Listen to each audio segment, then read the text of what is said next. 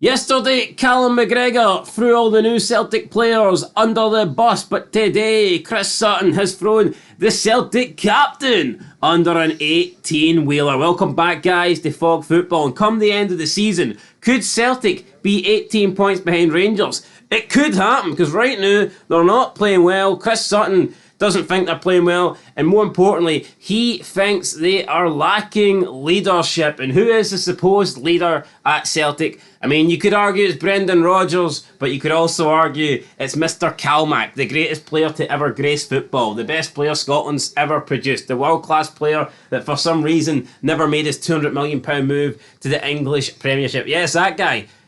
Chris Sutton thinks they're lacking leadership. He's the captain, he's the leader, he's the one supposed to be getting them through these tough times. At the moment, he's not doing it. He's not doing it. He's branded their football slow and predictable. It's nothing he hasn't said already this season. Side to side pish. Yep. He says, I can't think of one player he's improved. I mean, I would go with O'Reilly, but then O'Reilly, I think 2024 has been shite. But here's the thing, right? Has he improved O'Reilly, or is O'Reilly just having a standout season? Probably that. Because let's not pretend that just because you're having your best...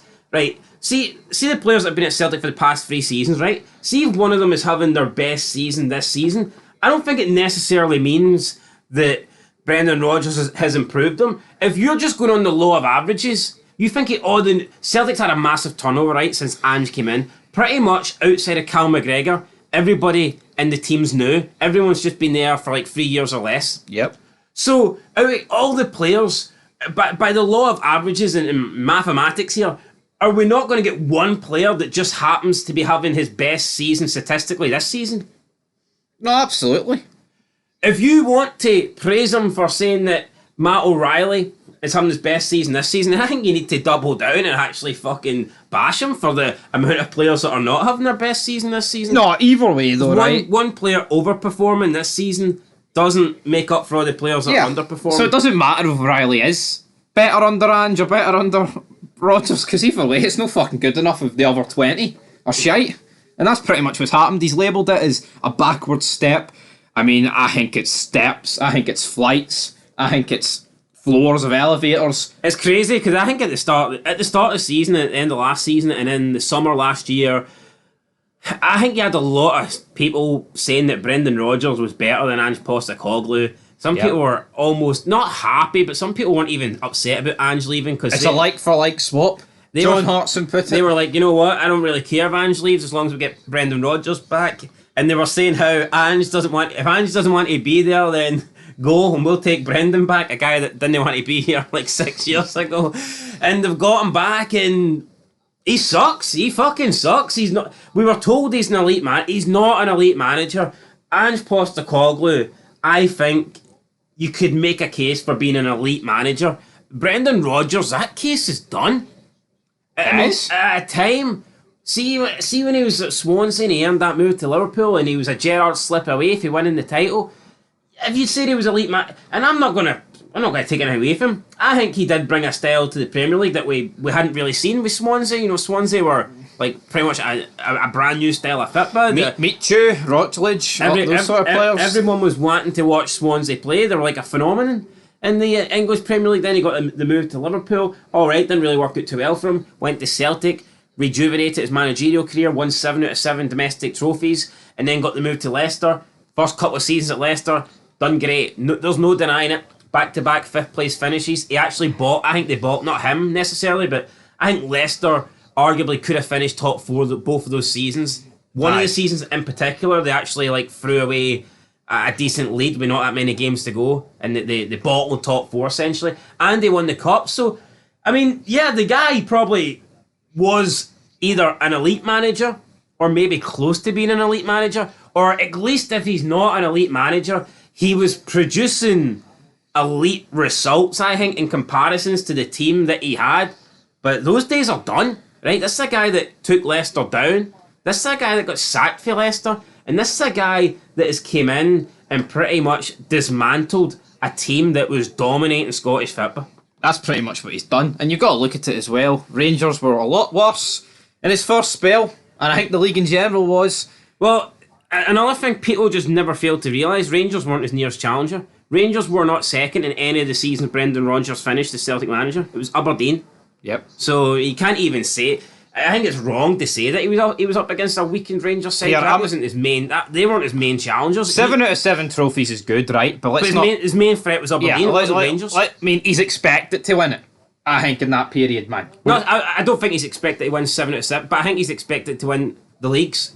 Yeah. In the majority of the cups. Aye. If he doesn't win all 7, if he loses a couple of cups, they're not going to sit and go, that's pish, that's not good enough. Well, anyone can lose a cup. Look, he done well, can't deny it. Look, 7 out of 7, done great, but Neil Lennon came in and also finished it off, did a quadruple treble. Exactly. So Neil Lennon came in and won the next 5 in a row.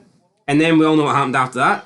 Yeah. It fucking imploded. And the levels between Lennon and Rodgers, you would be led to believe is. And Lennon was up against a better Rangers side than Rodgers was. You're led to believe it's night and day. But people would have made out that Brendan Rodgers is a messiah and Neil Lennon's this horrible shite manager that killed the club. And now we're almost seeing a repeat.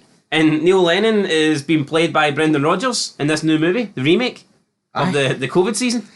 And it's insane. I'm here for but last week they were both praising each other. Oh, you set the standard high, Brendan. Oh, it was you, Neil. You don't see that? Post-match fucking what? Standard's pretty low at the moment. Anyway, Chris Sutton, what do you say? Chris Sutton is he's just saying they're bang average. But he said that when they get beat against Kelly and Hearts and they've drew against Kelly and I and all that good stuff. He said they've made a backward step. He's not improved any of the players. Boyd and McFadden. Boyd smugly agreed. Leadership? Yeah, well, what do you think about leadership? Well, no, what's Chris Sutton think about it? They lack it. But whose fault's that? Does that not stem back to what we talked about Cal McGregor this morning? If Cal McGregor's this great guy, great leader, should he not be able to put an arm around these shite players and be able to drag a fucking result out of them? But Celtic's got a good enough team to beat Kelly. So it's the blame game? I think it's the fucking blame game. McGregor's Rodgers is blaming the outside media. McGregor's blaming the new players. And Sutton's basically saying, it's McGregor and Rodgers are shite because there's no leadership. If you're a Celtic fan and you're blaming the board, you need your fucking head looked at. The board have pumped a lot of money. If Brendan Rodgers is an elite manager and he's the most paid Celtic manager in the club's history, he should be winning the league with this team, especially with the lead he had after Beelball. So I'm not fucking having that. It's almost like Celtic fans though want Celtic to spend the entire £70 million war chest that they have and leave the club fucking at zero. Yeah. That just doesn't work that way. I think they're saving that for something though, not quite sure what it is. I know, but I mean, it just doesn't work that way. Yeah, just because you got 70 million in the bank doesn't mean you're going to spend it. No, but Who goes out one day and randomly just spends every single penny they've got in their bank? That's not how life works. Say Celtic spent 25 million in January. Where's the fucking guarantee it would win in the league with this guy at charge? You know, he's got like O'Reilly, Kyogo, Hatate, those sort of players, all worth like 20 million. He's getting nothing out them. Look at players that Celtic have spent like 5 million on over the years and they've been duds. Yep. Bernabe, Barkas, Ajeti. There's been loads. This Kuhn guy looks terrible. He does. He looks like a downgrade on Mikey Johnson and James Forrest. Season tickets getting thrown in the water. The Clyde. Not good times at Celtic, guys. Not good times. Chris Sutton, I think he took it reasonably well today. No, he did. But he thinks Celtic, the leadership's to blame. I kind of agree with him. Just Cal McGregor, he's the guy that should be seeing the games out. He should have got Celtic over the line yesterday, and he didn't. And he was arguably as bad as anyone else. I'm not accepting that Cal McGregor's somehow playing his heart out and he's been dragged down by the players round about him. I think Cal McGregor's arguably was one of the worst players on the pitch. Yeah. No, I think he was. I mean, I think Bernabe is the scapegoat. I think blamed. I actually thought against Hibs he had a good game. I think, and yeah, you know what? Did he cost him the goal? I would go as far as saying yes, but the goal was coming. Other people had cost him the goal. Celtic missed loads of opportunities. He missed the header, fell to Cal McGregor and he toe poked it out the stadium. Cal McGregor is fucking mince. Oh, but remember it was 0-0 against Real Madrid and he hit the post. That's long gone. Alright, people need to forget about that. See the amount of people on TikTok that have that? It's like, if this goal went in. You fucking get pumped 3-0. Are you trying to tell me if Celtic score Real Madrid don't come back and win? I don't know. But does it matter? I think Celtic could have been 3-0 up in that game. No, they could have been, but I'm not going to bash. That was a good Celtic team. That was when Big Ange was there. Aye, but the times have changed and Brendan Rodgers is here and he's here to stay. If I can give Brendan Rodgers a 5-0 lead at Real Madrid at half-time, he'd still... No, but Brendan Rodgers said in December, it's always been the same. Rangers are coming. I've been through 5 Rangers managers. Well, Aye, they were all diddy, man. They were all shite. Aye, Clement's going to go fuck. Well, I know, but he's trying to claim he went through Gerrard. No, he left before Gerrard really got up and running. Exactly. So anyway, guys, that's it. That's Chris Sutton's How thoughts. can he be proud though? The Rangers manager that he's beat. I mean, look at some of the fucking names here. No, it's fucking embarrassing. He's making it as if he's seen some of the old-time greats like Walter Smith and stuff. He's seen Graham Big Marty, advocate. Pedro, I mean, look at the kind of guys that he was up against. jobbers. You've seen off Derek McKinn's, fair enough, I'll give you that. But recently Derek McKinn's got the better record, so I mean... Well, since Brendan Rodgers returned to Celtic, it's way in favour of McKinn's. Yeah, I'm pretty sure, is it no two wins for McKinn's, 1 draw and 1 Celtic win? absolutely. So, Derek McKinn's is better than Brendan Rodgers, there you go, you heard it here first. I think he is.